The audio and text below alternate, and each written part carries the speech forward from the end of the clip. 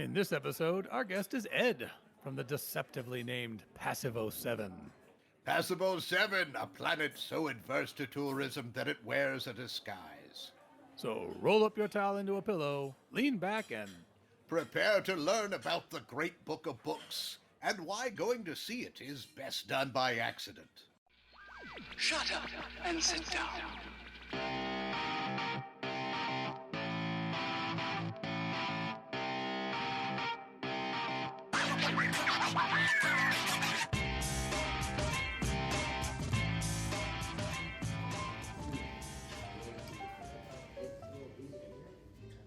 And we are back here in booth 42 at Millyways. Trellis, I open my eyes and I see you before me.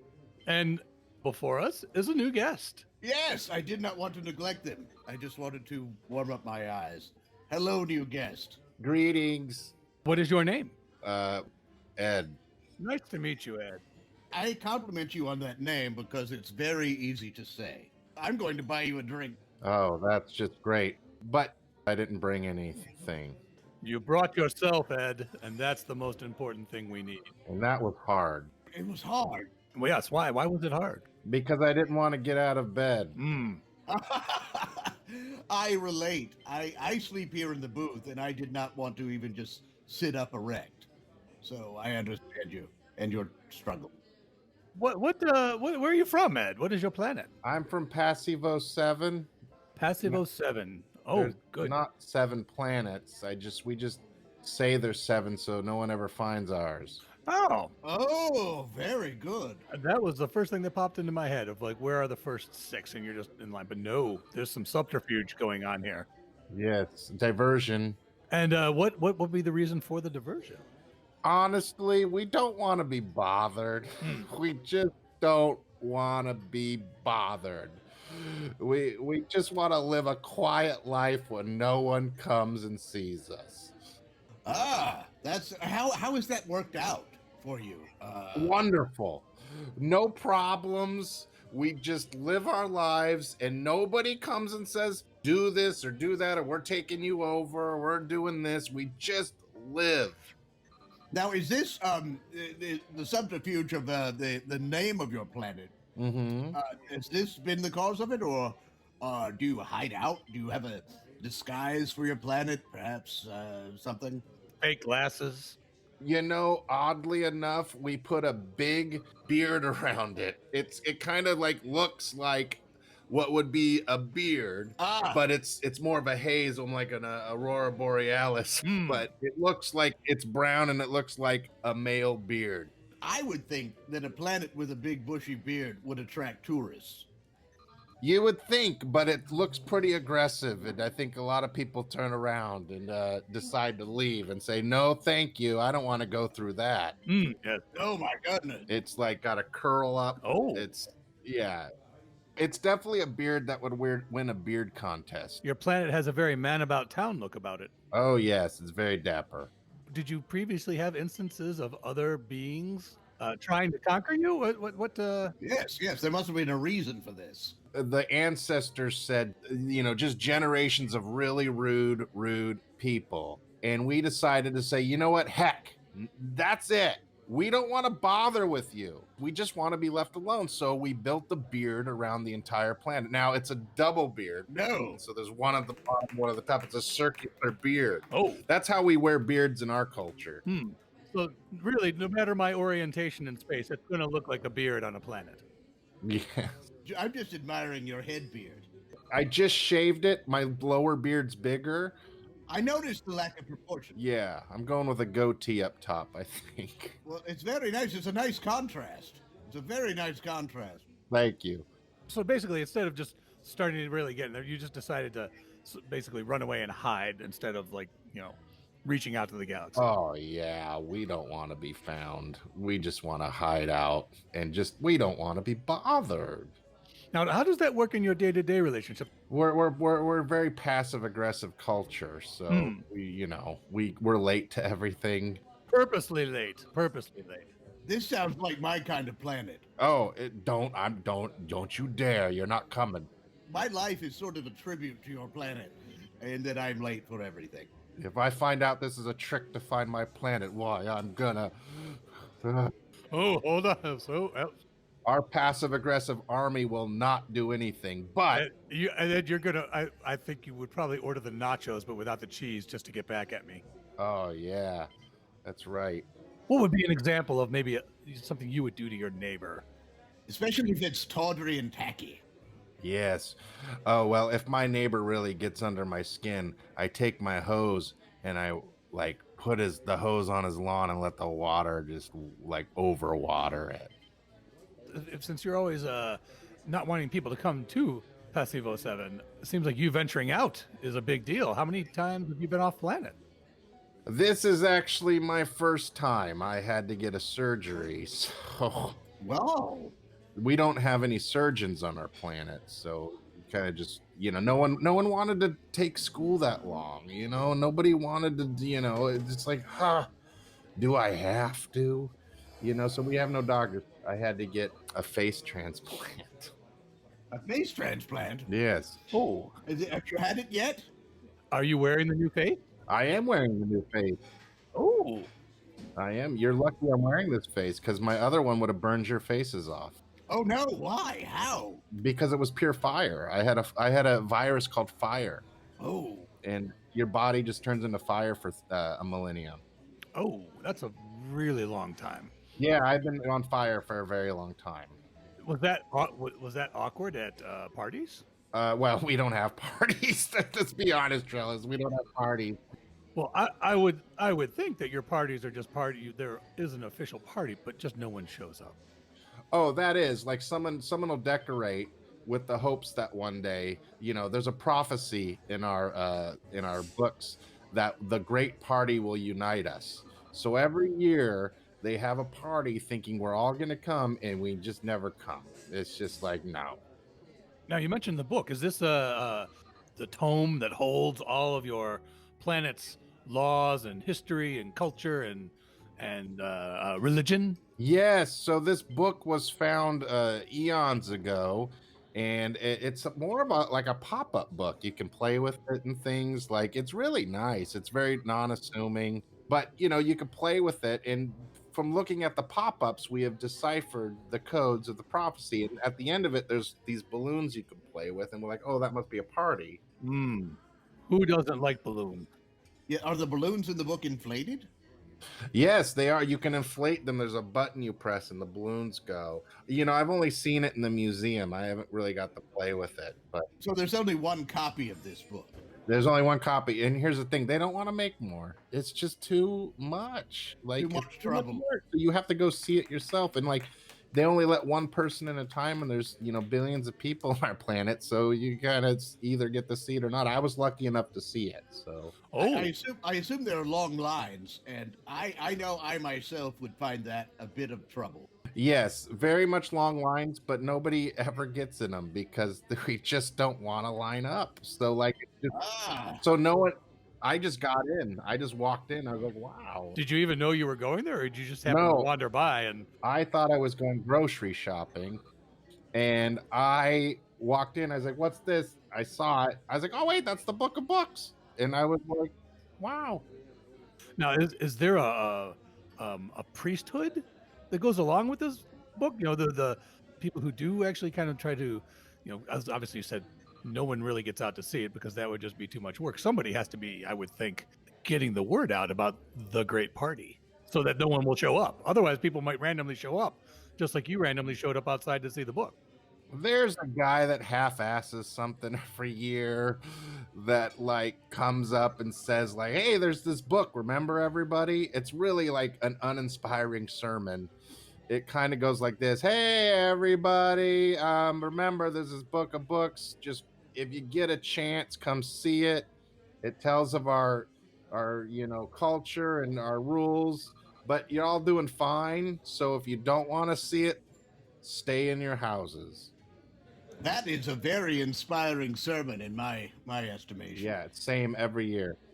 I enjoy a sermon that tells me you can do it or not. Hmm.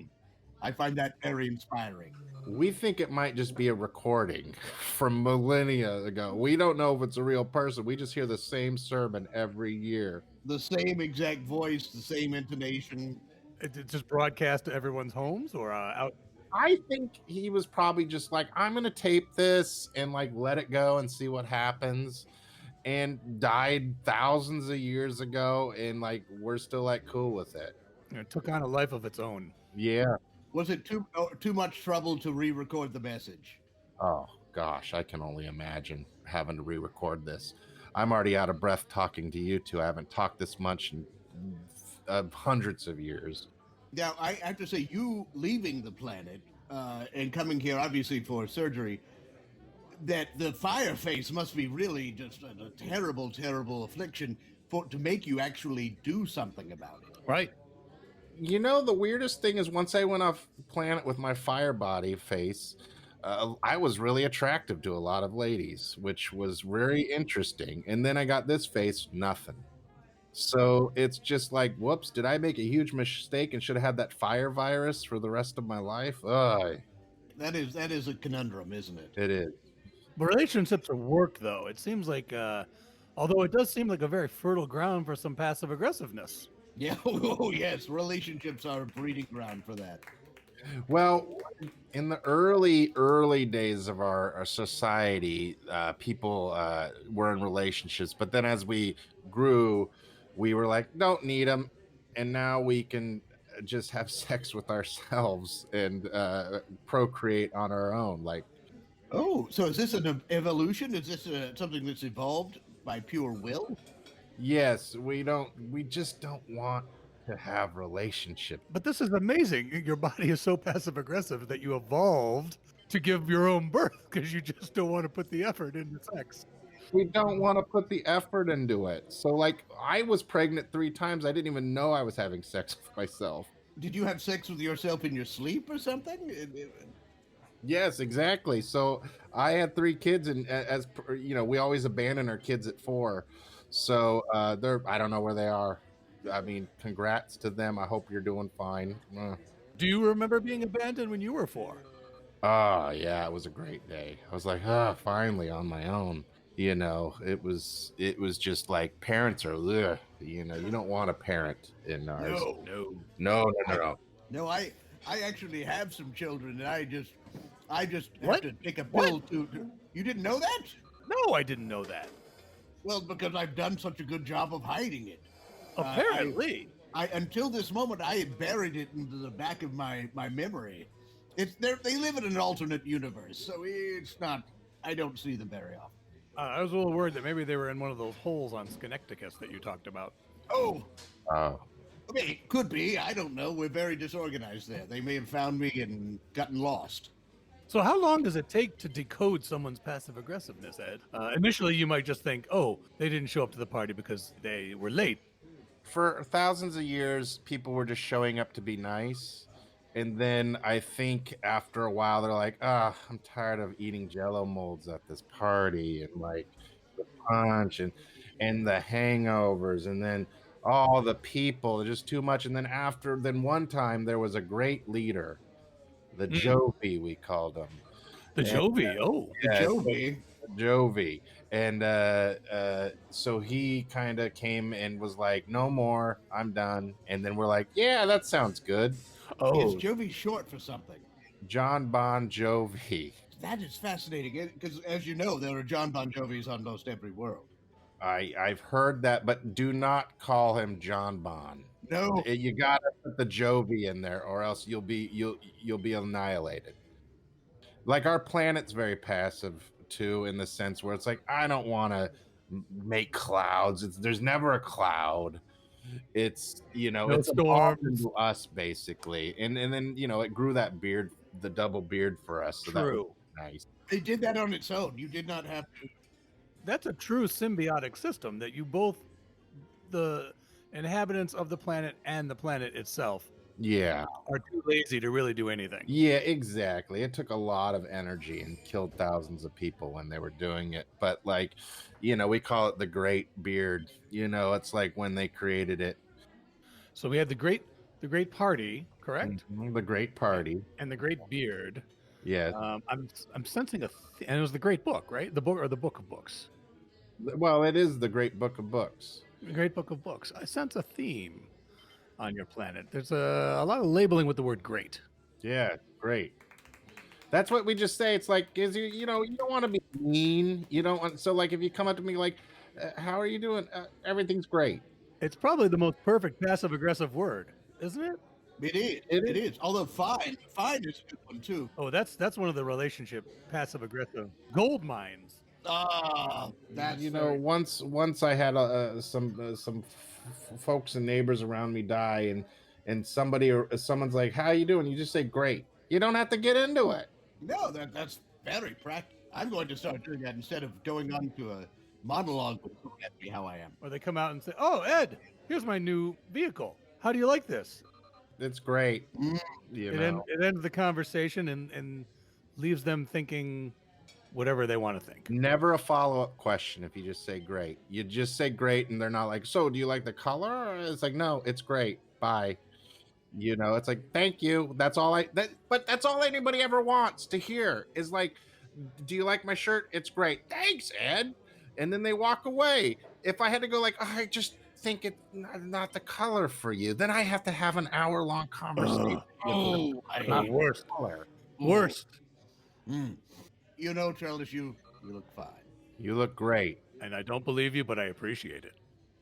Now, how often, with your lack of energy or impetus to do things, how often does someone say perhaps buy a new vehicle or display new shirts? I mean, honestly, if I didn't have to dress every morning, I would. It's also, you can get fined thousands of dollars in that. But yeah, I mean, we don't really use cars. We kind of we don't really leave our area, to be honest. Like, when I went and saw the Book of Books, that was a stretch. And I didn't even know I was going. I thought I was going to the grocery store, like I said. So you go do things, and then you just kind of hang out in your dwelling, you don't want to go out. It's not fun. I understand, because I'm perfectly comfortable sitting here at this booth. And if I didn't have to relieve myself, I would never leave this booth. We evolved. We don't have to go to the bathroom anymore. My! Yes, we evolved. Do you just recycle? It just evaporates inside of us. Yeah, like we have a piver that incinerates everything inside of you, so you don't have to get it out. Now, is there any kind of Bureau of Standards on your planet? Not really. I mean, everybody just kind of does what they do. They just know, like, there is a passive aggressive military, but nobody ever shows up, and the uniforms are still just hanging around. There hasn't been war in a long time because nobody wants to bother. And so there's no real war on your planet. No, and that's why we're Passivo VII. We don't want anybody coming, and that's what the wars were from other people, No, you've never had internal conflicts. No, we don't want to get up for that. That's understandable. Too much trouble. And if we did, I will say this, I am sorry. We had almost one war, and there was the Great War. I forgot. This was a long time ago before. So they came up to the line and they're ready to go, and they looked at each other and like, "Do you want to do this?" And the other people are like, "No." And then like, "Okay." And the Great War was over. Oh, tense. Do you have that been documented? Do you have film, video, any kind of books about what's happened in your past? Yes, it's in. There's one history book. It's the Great History Book. That one, yes, of course, the Great History Book. And honestly, that's the only story in it. The rest, nobody else wanted to put. And it's really like a couple. I think I forget how many words, but it goes like, there was possibly going to be a war, but then there wasn't because they said no. And it's one page. That's an easy final exam. No one else wanted to finish it. No one wants to finish a book. Have you ever tried to write a book? Ugh. On my world, Connecticut, the planning is so bad that one of our greatest tomes just trails off in mid-sentence. Oh yeah. Horatio, your wars don't get started just because they're so poorly planned, not because people just don't want to put the effort in. There's plenty of effort. The opposing combatants cannot find the same battlefield because of it's so badly planned. There's been groups who have fought each other who didn't mean to fight each other. They No. just happened to accidentally end up on the right battlefield. I'm sorry, the wrong battlefield, and there was someone else there. Some wars were fought because there was more trouble not to do it. We're here, we might as well do this. We won't be able to find each other again to fight. We have all our equipment. Oh, look, we remembered ammunition this time. That just triggered another question for in my head for you, Ed. I don't know why. Not war related, but for whatever reason. You said you get all the children get dropped off when they're 4. Have you ever had any of yours track you back down? Oh, our planet is so big, it's impossible. Oh, thank God. That scared me. Just the idea of my children trying to be able to find me, that's terrifying. It's terrifying. You know, if they did, we have permission to immediately incinerate them if they come back and see you, because you just don't want to. And you know, I have never heard of a case like that happening because they don't want to come back. They're like, ugh, that seems like a lot of emotions. I've got to deal with who's my dad or mom. You're both. Yeah, I'm both. I'm the mom and the dad. Which seems like a lot of work as well. So you're a double absentee parent. Yes. Yes, exactly. Double absentee parent.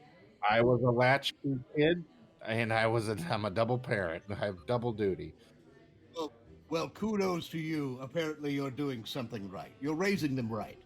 That's right. You let them go and let them turn into whoever they want to without the burden of having a parent forcing their behaviors on them. One of the great pediatricians or doctors on my planet said, children are like weeds. Just let them grow.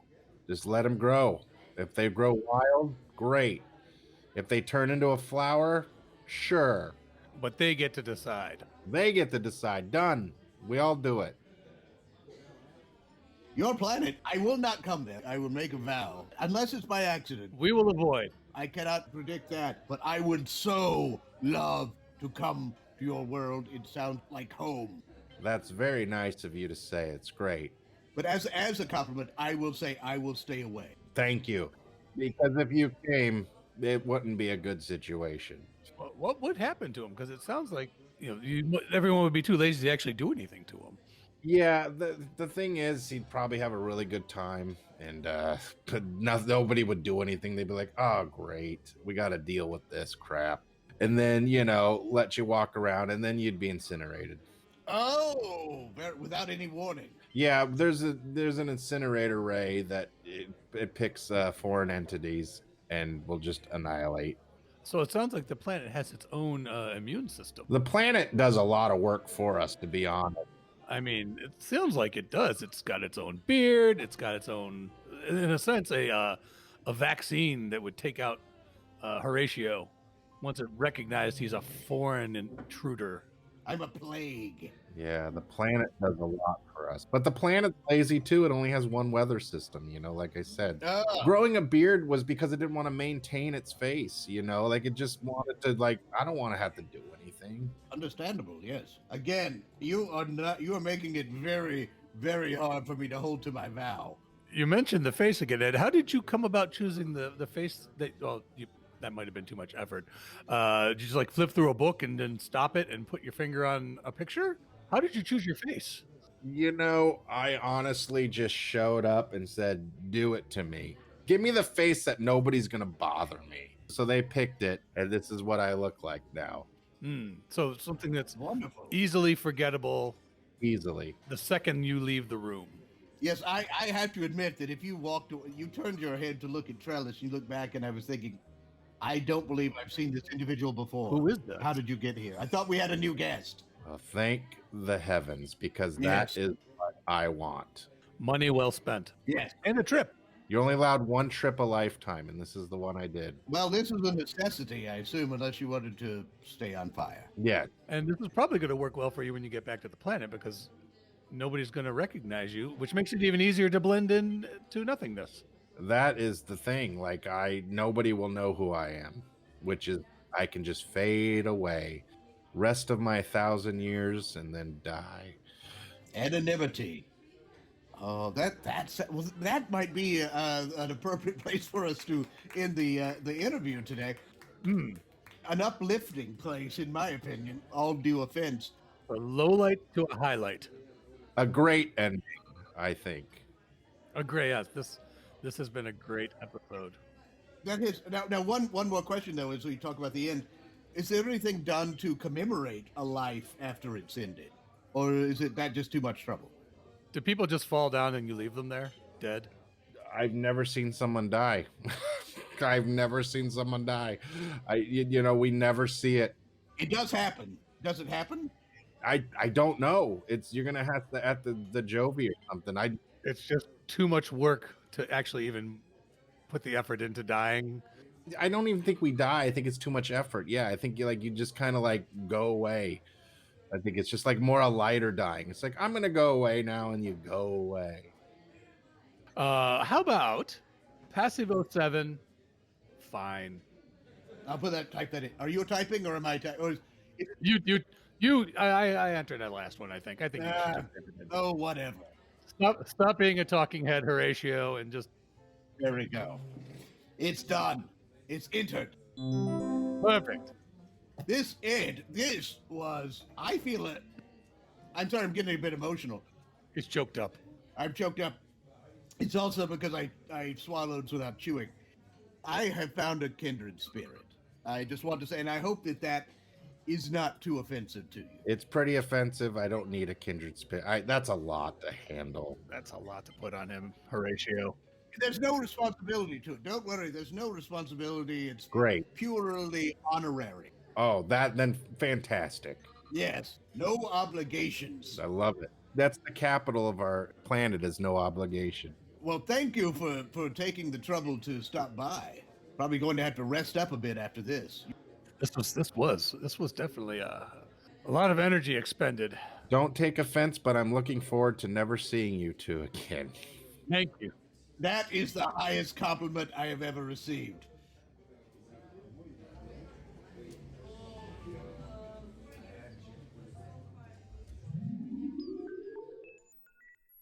Thank you for joining us for Hitchhikers and Appetizers. And of course, special thanks goes to our guest Ed of Passivo VII. I have been Trellis Gardeen. And I continue to be Horatio Zinn.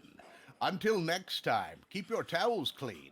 And if you find yourself marooned on a prehistoric planet, just keep banging the rocks together until civilization arrives. So don't panic.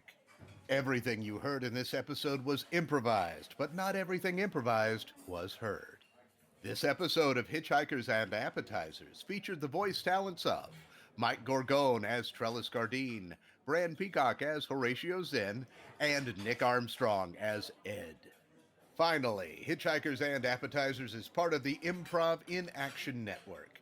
Check out other great improvised podcasts and projects at improvinaction.com. If you'd like to reach out to Trellis or Horatio, you can send electronic messages to them at our Galaxy address, hitchappspodcast@gmail.com. Or you can find them on Twitter with the handle hitchapps. Shut up and sit down.